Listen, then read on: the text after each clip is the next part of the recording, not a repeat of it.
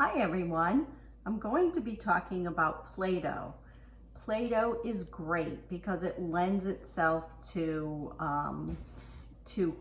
cognitive activities such as color and texture, and also it is also therapeutic, especially for OT, because we can squeeze it in our hands and roll it. We can make shapes out of it and talk about different shapes. We can make it different colors and talk about the different colors. So there's lots of things that we can do with Play-Doh. And I'm going to demonstrate how to make an easy batch at home if you don't happen to have any on hand. All of this is going to be on my YouTube channel. So if you want to make more of this recipe or less, you can adjust it as you go. Also, while making this, we can talk about measurement, which is also great for all of our students. So what we're going to begin with is a half a cup of flour, which I've already measured out, and I'm putting that into the bowl. There is a quarter cup of salt, a teaspoon of oil, and lastly, we have a quarter cup of water. And I think I have my food coloring here, and I think we'll make this first batch red. I like to use the food coloring that is not the gel type, because that tends to stain your fingers. So I'm just gonna put in a drop of red, and I'm gonna mix it up with a spoon.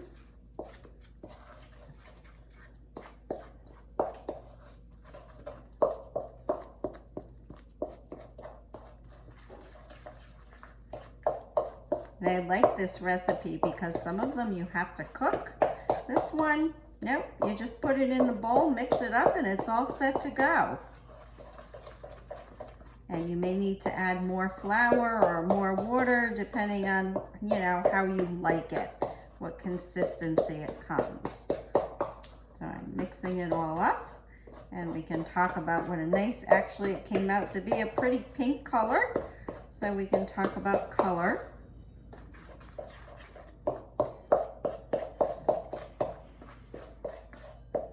And then once you have it mixed up, we're gonna pour it onto my, I have a little mat here that I'm pouring it onto.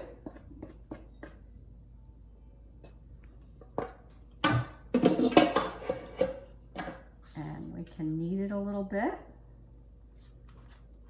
So as you can see, here's our finished product. I did have to add a little more flour and a little more salt and a little more food coloring, but it looks great now. So you may have to play with the recipe yourself at home. One great thing to do with this is just have the student take a piece in their hand and just squeeze it. It's both great for sensory and for fine motor skills.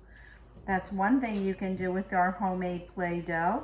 Another thing is to put it on your mat and just roll it out like this to stretch your hands out. Another thing we can do is we can flatten it out with a rolling pin, just like this. And that's another good activity for our students, to use your hands. And then you can get some cookie cutters of different shapes. I happen to have a heart here, and I also have a flower. So let's see, let's try the heart. And they can put that right over their dough and press. And we can cut around this, just like this.